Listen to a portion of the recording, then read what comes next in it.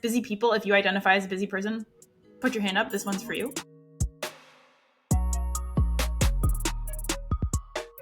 Hello, everybody, and welcome back to another episode of Truth Talks, the podcast that brings you real strategies for sustainable fitness transformation. Look at this. We're kind of matching today. Matching. The only thing is your biceps are a little bit bigger than mine. But apart from that, not bad. Apart from that, we're pretty much the same. Yeah, identical, right? Identical. I did hit an upper body workout before we started recording this. So maybe there's a little bit of a lingering pump going on. I gotta say, same here though. So that it keeps the comparison more even. But let's see what I'm working with. Not bad either. Pretty close. Some genetic similarities maybe there. I don't know. We'll see. Maybe one day I'll catch up. Maybe one day. But today we're not talking about biceps. We are talking about training though, and how you can grow any muscle group, but in a time-efficient way. Because as you know, we're here to do everything in sustainable fashion. And sometimes doing things consistently and sustainably over time means being efficient with your time. We want to just start out today by addressing what question we're going to be answering. And the main question we're tackling today is, how can you save time in the gym? Yeah, it's like all about efficiency. Because as you were telling me before, the key restraint for people in terms of adherence and sticking to something is I don't have enough time, right? And we talked about excuses in a whole nother episode, but let's play the game of we are really limited on time, but we're also serious about our goals. So what are some practical things that we can think about? What are some mindsets that we need to have? And what are some perspectives that we need to attain essentially in order for us to get the best bang for our buck with training in terms of let's go in there, get really good results, but not in a lot of time. Yeah, and like you said, this is directly attacking that number one barrier that people cite to being consistent in the gym. And so after today, when you hear about these time-saving strategies, that barrier is going to feel a lot smaller. That is the goal, right? We want to hop over that barrier so that you can keep crushing your training. One thing I do want to note right off the bat, before we dive into the actual strategies and the practical realities of saving time in the gym, the main thing you need to recognize before you can even think about time-saving strategies is that the time you spend in the gym is not synonymous with how effective your workout is. So being in the gym for 2 hours a day doesn't mean that you had a better workout than you could have had in an hour. And I think we need to just bust that myth down right off the bat. Yeah, let's use the analogy. Let's say I had an exam coming up, right? I could sit down at my desk and I could study for 4 hours in a not very effective way and get a worse mark on the exam than if I study for only 1 hour, but extremely effectively and use my time properly, right? So that just goes same thing in the gym. You could spend 4 hours in the gym, get very limited results, or spend an hour less in the gym and get way better results. Yeah, that's a perfect analogy because it's all about like how you use your time more than how much time are you spending. Yes. And I think one thing that I'm just going to say it kind of irks me is like when people think that the amount of time they spend in the gym is some sort of badge that they can wear. And I mean that in like hey, I'm better than you because I spend more time in the gym. Like that's just not the reality. In fact, if you actually know how to deploy some of these time-saving tips that we're going to talk about, kudos to you. You kind of have an advantage because now you can train effectively, hit your fitness goals, and also have time for other things. And then you can be way more productive in other ways of life too. Absolutely. It allows you to be a much more well-rounded person and like balance multiple priorities at the same time. Absolutely. Yeah. So speaking of a well-rounded person, what kind of people need to save time in the gym? Because we've worked with a lot of different kinds of people. I'd say I love saving time in the gym personally, especially when I was kind of working more of a 9-to-5 structure and I'd try to go out at lunchtime and I'd have to I'd feel that crunch of like, okay, I got to get back. Or even now, like, it's not like I don't have other things to do with my time. So who might relate to this idea of needing to save time in the gym? This is definitely busy people, and we all consider ourselves busy, most of us. So definitely people who work 9-to-5 jobs and or have kids or family responsibilities sprinkled in on top of that. This is very much something to think about for those people.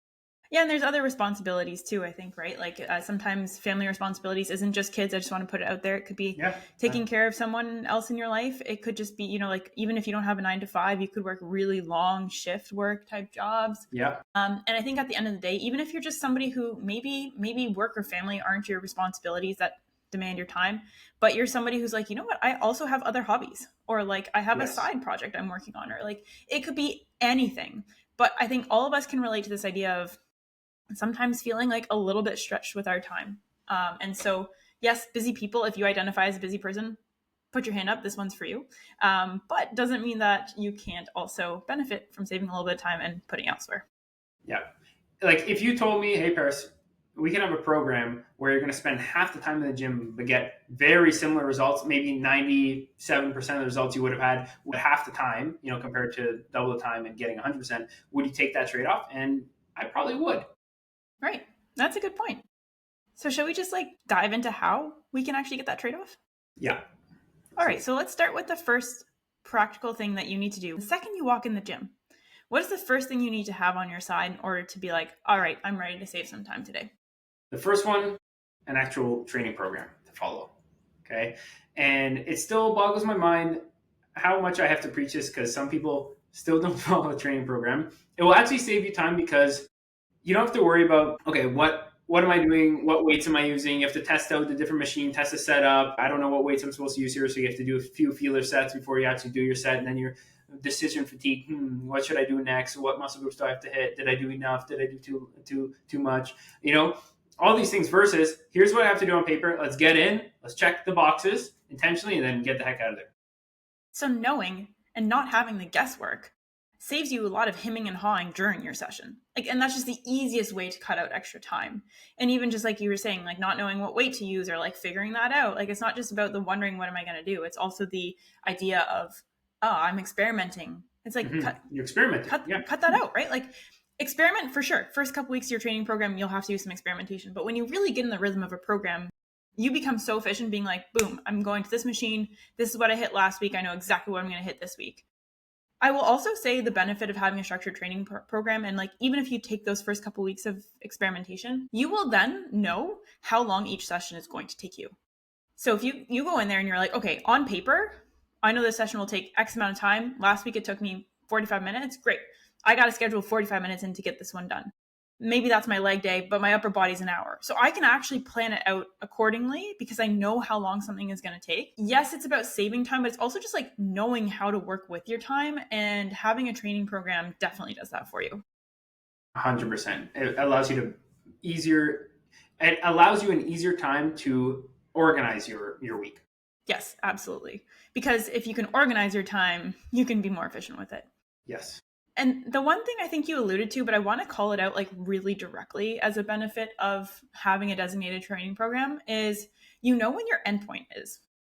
When you've kind of done enough for the day. I think one of the traps that people can easily fall into in the gym is adding stuff to the end of their workout because they're like, did I work hard enough? Can I do more? Do I have an extra 15 minutes? Let me squeeze this in. And then what ends up happening is you're just expanding your time unnecessarily. And maybe that's because you actually don't know and you're trying to maximize what you get out of that session. But there's a point of diminishing returns. And if you have a training program that tells you, hey, you've done enough at this point, you're not going to try to stick around to figure out what else you can be doing. You're like, cool, I've done it. I worked hard. I can go home. You have the trust and the confidence that if you follow the plan, it's going to lead to the results that you want versus putting in an unnecessary insurance policy by sprinkling in unneeded rationale. Yep. Well said. Well said. So that's number one. The number one thing you can do to save yourself time in the gym is just have a program. Know it in advance, stick to it, execute it with confidence, and get it done. However, there's more to it than that because you need to have a program that also takes time efficiency into consideration. So what would you start to do if you are building out that program? What's the first thing you would do to help somebody be efficient with their training? So we need a plan, but we also need to make sure it's an effective and efficient plan. So we need to check the major boxes and the major principles in regards to training for, let's say, muscle growth and strength. So we need enough volume, so enough sets per week. They need to be organized in a logical manner. We have to have a sufficient frequency at which we're hitting those muscle groups. And we also need to make sure that our order of exercises is good. Not only that, but also the exercises we choose are going to give us, again, I'm going to say this a lot, a good bang for our buck. So on a per set basis, we're getting a really good stimulus, to drive the adaptations we want. Those are important things to think about when doing programming. Can we unpack the exercise selection a little bit? Because I think usually that kind of becomes the first thing that people do when they think about building out a program is, what exercises should I be doing? So if you're looking to build like a time saver workout program for someone, what kind of considerations should be top of mind when they're thinking about exercise selection? The bread and butter of your training in this case should probably be revolving around compound movements or like multi-joint movements. That way you can hit more than one muscle group per set. So for example, I could do a chest fly and then a tricep extension and then like some sort of shoulder movement, or I could do dips, right? Where I could get a good stimulus. You could say, oh, okay, maybe you get a bit more triceps than you do shoulder, chest, whatever, right? But I could just do dips and hit all three of those muscle groups at once. So on a per set basis, I'm hitting like three birds with one stone. Same thing goes for things like any squat pattern, bench press. I'm thinking about other compounds here. Pull-ups, yeah. Pull-ups, deadlifts, right? Heavy rows, yeah. So to your point, things that use multiple joints and will activate multiple muscle groups. Yes, absolutely. Cool. So if somebody's got their compounds locked in, they're like, okay, cool. I'm, prioritizing compound movements. I've got 1, 2, maybe 3 per session. What's the next step in terms of trying to find some time efficiency within their programming? So we talked about, okay, you need to follow a program. We talked about, okay, what boxes of that program need to check off in regards to programming. Now let's talk about like really practical strategies. And number one, kind of feeding off the compound movement, because you might be like, okay, to play devil's advocate, compound movements require more rest in between, and so like, are you really saving time? But I'll say, yeah, I think you're still being more efficient, but also you can use the time in between your compounds to hit smaller muscle groups. So for example, let's say I'm doing a leg press. What's stopping me from doing a calf raise on the same leg press machine in between my leg press sets? The calf raise are not going to impact the leg press, and the leg press is not going to impact the calf raise. So, or calf press, whatever you want to call it. So why not, in the same time I could have hit 3 sets of just leg press, I've now hit 3 sets of leg press and 3 sets of calf. So you're sneaking in a little bit of extra volume there. And again, choosing the exercises strategically so that you're not creating some sort of interference, because it becomes a little bit less efficient. And now all of a sudden you're not training your leg press as hard because you hit, let's say, leg extensions as that second one. That doesn't make sense because you're just draining the quads and you can't hit the leg press to maximum effectiveness. But by choosing strategically those smaller muscle groups that aren't going to interfere with your major compounds, you still probably need a minute, like a little bit of rest time in between when you're hitting those back to back. But now all of a sudden you're adding overall volume to a specific designated amount of time. Yes. And this is, again, compound and like a smaller isolation. Like another example would be if I'm doing a pull-up and like a high rep lateral raise. The pull-ups might beat you up a little bit, but like the lateral raise is not going to then tax you hard enough. It's not like they're not going to interfere with the performance. Right. And the main thing in that is like your side delts in the lateral raise aren't being recruited as a primary muscle in your pull-up. So choosing muscle groups intentionally so that isolation movement is not using the same muscle groups that you are recruiting in that primary compound lift, that's the key to a productive, let's say, superset here. What are some of the other examples that you would shout out there for people who are curious? I have another example of supersets, but like for the context that we're talking about, it could be maybe like I'm trying to think, like a chest press and like an ab exercise or something like that. Or like you could do a row and then like a tricep extension, like a skull crusher or something, or even like, a chest press and then like a bicep exercise. Right. So anything where like you're using a small muscle group that is not being used in a major compound as an accessory to that compound. And you kind of shouted out abs. I think that's an easy one. Yes. That is just a really easy one to kind of sneak in there after a compound. If you are kind of thinking about, am I going to accidentally, activate the same muscle group? No, when it comes to that one. And I think like ab training is something people usually tack on to the end of a workout where they're already tired now. You're like, now it's just a few extra minutes. Just like an afterthought. It's an afterthought, right? So just like sneak it in there next to a compound and you'll be good to go. Yeah, for the most part. And if we're continuing the conversation around supersets, the other type of superset that I love to program for people that maybe are time sensitive, we'll call it, is antagonistic supersets. So what antagonistic muscle groups are opposing functions. So for example, a bicep, it does elbow flexion, right? When you curl, what a bicep curl is, everybody knows that. But the tricep does the opposite. So when one is resting, the other one is working, kind of thing, right? You can think of it as like the same joint, right? In this case, it's your elbow joint, but the muscles are kind of on like front and back. So thinking about antagonistic, In this case, they're directly like front and back. Same thing with like quads and hamstrings, right? Your knee is the same joint, but the movement of that joint is going in kind of an opposite direction. Front and back are working, different muscles working. Yes, it's great because, like, again, one is completely at rest when the other one is working theoretically. So you could do a bicep curl and a tricep push down, or you could do a quad extension and a hamstring curl. You could do a push and a pull. You could do a chest press and then rest like 20 seconds and then hit a row, then rest like a minute and then go back and forth between those. And now all of a sudden, again, you're in the time that you would have just been resting, you're also hitting another set. And apart from maybe cardio potentially being a slight factor to consider, apart from that, most of the time there's zero interference on the performance. And in some studies with antagonistic paired supersets, sometimes there's even actually a benefit to performance, which is interesting. I don't know the exact science behind that. Bare minimum, you're at least not interfering with the performance, apart from maybe a cardiovascular perspective slightly, but it doesn't seem to appear like that in research. And I just want to highlight how this is different than the first superset examples you gave, right? Because the first set of examples was when you have a compound lift, you're almost like sneaking in a small muscle isolation into a superset with that compound lift. In this one, you can pick 2 isolation exercises, but you're thinking about which muscle groups are working and choosing opposing muscle groups. So you're getting 2 isolation exercises within a superset. So instead of doing 3 sets of bicep curls with rest in between, and then 3 sets of tricep extensions with rest in between each of those, now you're going bicep, tricep, rest, bicep, tricep, rest, bicep, tricep, yes. Rest.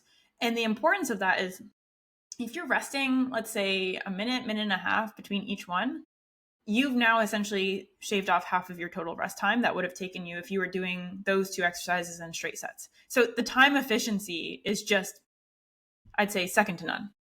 Absolutely. So that's definitely another very practical strategy that you can use. So let's continue the practical strategies, and we can talk about what we can call like intensity techniques or intensifiers, whatever you want to call them. And again, we're trying to increase the stimulus we're getting per unit of time. So these would include things like the drop sets or partials, and we'll hop into each one of these. We could talk about drop sets, we could talk about partials, we could talk about myo rep sets, which I'm big on, but let's kind of break those down in between. And again, the purpose of these is to add more stimulus in a short period of time. So for example, drop sets, start with that. This is when after you hit like a normal straight set, so let's say I'm doing bicep curls, and as soon as I reach my failure or whatever I'm trying to hit, how many reps in the tank I'm trying to hit, then I immediately decrease the weight, let's say roughly 30 to 50%, and I hit another set of drop the weight, drop set, easy way to remember. Yeah, exactly. And hit another set right away. And you could even do that one more time. Either you hit your straight set, decrease the weight, or drop the weight, hence the word drop set. Hit another set with no rest in between. That's the thing about this. And then drop it again and hit another set with no rest in between. And again, we're kind of, it allows you to almost hit failure 3 times in a sense in like a very short period of time. Yeah, because when you think about it, your capacity, like if you're using a certain weight, when you hit that capacity threshold, the second you lower the weight, you kind of reclaim a little bit of capacity, right? So you haven't quite tapped it out yet. And so what you're doing is just continuing to maximize any available capacity that you have, or in other words, create a little bit of added capacity so that you can sneak in those extra reps when you would have otherwise tapped out if you kept your weight consistent throughout the set. Yeah, exactly. It's essentially allowing you to extend the set. And again, there's nuances, but we're simplifying things for the case of explaining. And the second one would be like the partials, where I'm big on this, especially on things like pulling movements, where you hit as many full range of motion reps as you can, and then you jump into starting in the lengthened position. You hit kind of like the first 1/4 to 1/2 of the rep until you can't do anymore. So we're exhausting the full range of motion, and then we're exhausting the lengthened range of motion as well. And we know that training at longer muscle length is good for hypertrophy in theory as well. So again, we're extending the set and getting a greater stimulus per set, and it maybe adds 3 to 5 seconds onto your set. Right, but you're adding reps, so essentially you're adding output, which is key, right? You're adding just work being done without having to do a whole new set, or without having to take a rest and then go again, because you are going to hit that kind of point of failure with the full contraction, that full range of motion, a lot faster, right? Than you will. You can usually, like, if you think about the visual of, like, I always think about it with rows, right? With, like you mentioned, pulling movements. there's a point in time where I just can't bring my elbows all the way back anymore to get that full row, but I could still get them like a little bit back from starting position, right? So that's what you're referring to with the partials. It's like you're performing that first half or first quarter of the movement to get a little bit of muscle contraction if you can't get that full contraction. Yes, you've essentially exhausted the shortened range of the movement, but the lengthened range still has some more gas in the gas tank. So you're then exhausting that range of motion as well, essentially. Yeah. So those are the first two intensity techniques. Yes. Drop sets, partials. You mentioned a third, which you said was myo reps. Now, can you walk through this one as well? Yeah, so this one I use a lot, and it's a little bit more complicated to understand. We'll make a video on it one day. But essentially, it's called a lot of different things. Some people call it rest pause training. Some people call it dog crap training. I don't know why, but that's just another name for it. I'm not sure why. I think they just wanted to come up with a random name for it. But essentially, you are allowing yourself to get more effective reps by extending the set in an interesting way. Essentially, you still hit a normal straight set, all right? Then you take 5 breaths, then hit as many reps as you can with the same weight. Now, unlike a drop set, use the same weight. You take another 5 breaths, you hit this. You hit as many reps as you can, and then one more time, take another 5 breaths and hit as many reps as you can. So you've essentially hit your straight set. Then you hit these 3 mini sets, we'll call them, with 5 breaths in between, all with the same weight. Okay, it essentially allows you to hit those last 3 quote unquote effective reps for hypertrophy 4 times in a row because you hit on the straight set, and then you got just enough rest to then hit those effective reps 3 more times. And typically you get anywhere between, let's say, 3 to 7 reps on those mini sets. And your first straight set, you're probably going to have to use a weight that you can get between like 10 to 15 reps is usually good. I think the important thing to know with those, and I know they are quite complicated, so for today, they're just serving the purpose of this is a strategy that you can use to save time. But the thing to know is like you're not taking a full rest. So when you say take 5 breaths, it's a pause. It's not a rest. And that's the differentiating feature that makes them time efficient. Yes, because you might write like, okay, I'm going to do 3 sets of curls, or you might say I'm going to do 1 set and go into myo reps and still maybe get like a similar overall stimulus, but now I cut my total time 30% of what I would have. Yeah, exactly. Okay, so quick recap of some of these practical strategies. When you are thinking about building a training program to save you time in the gym, number 1, have a program. Right? That's absolutely key, and we outlined a number of reasons why you have to have a program so you know what you're doing.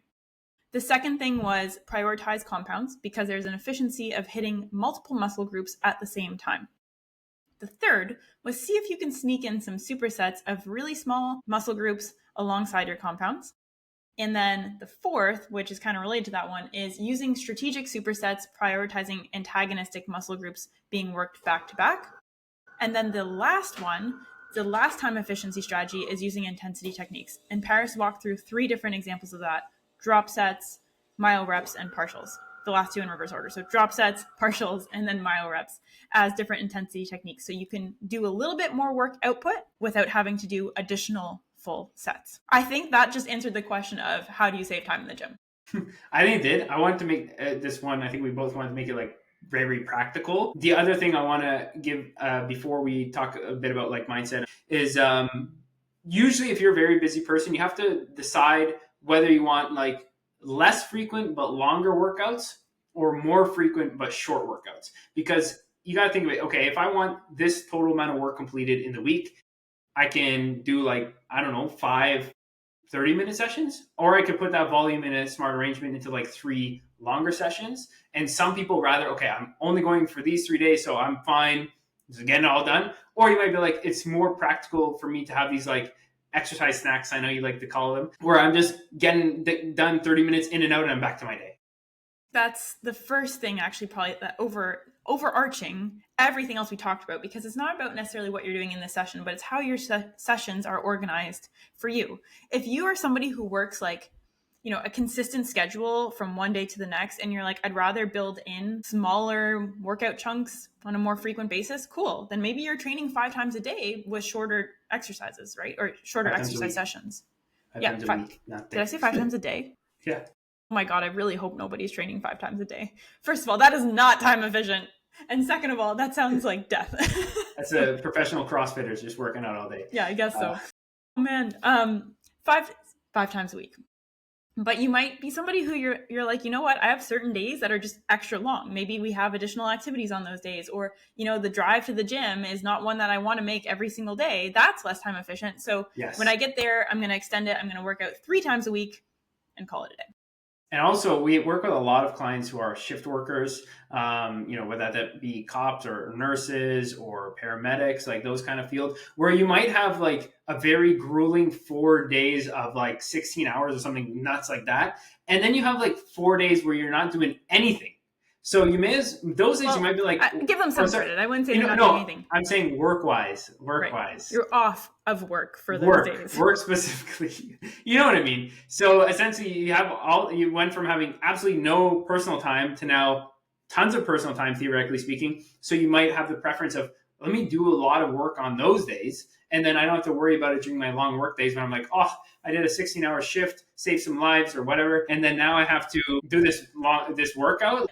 Yeah, so if you are thinking about time and how to save time in the gym, think about how many days a week you want to be training, and then how long you want to dedicate on each of those days. I think that's the main takeaway, right? And then from there, worry about all the other stuff we talked about.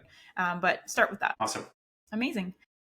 So let's leave everybody with a little bit of a mindset takeaway today, a mindset shift that they can make around training. I really think that if you are thinking about saving time in the gym, you need to shift away from that mindset that we introduced up front, which is the longer I spend in the gym, the more productive I am. And think about productivity as in, am I making every single set and rep count? Start with that, right? And this is a key example of the quality over quantity concept in practice. And are you putting your maximum effort into the time that you are spending? That's going to go a lot further than just extending the time unnecessarily. 100%. And like showing up with intent, like the same program on paper, this is something we maybe didn't talk about, we should have. The same program on paper, even with all those principles applied, like if you train intently with good technique and train hard compared to the same exact program taken like a walk in the park, the results are going to be significantly different. A lot of times it's not the training program itself that's magical. It's like how you execute it. That's a great thought. So put your maximum effort in, people. Let's get it done. Get in, get out, move on. Yeah. And celebrate, and then move on. Yeah. Yeah. Alrighty.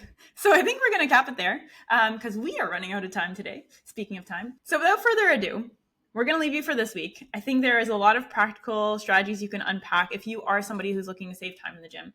If you want to save a little bit more time and you're like, I don't even have to worry about designing my program, that's also what we're here for. So if you do want a training program that is designed to your own time requirements and you want to keep the effectiveness in and you don't want to build it out yourself, we can absolutely help out with that. Drop a comment below if you have any thoughts on any of the strategies we talked about, if you've used them before, if they work well for you. We'd love to hear it. And without further ado, we'll call it a session for this week, and we'll see you next week on Truth Talks next Monday with a brand new episode coming at you. All right, everyone. Bye for now. Bye.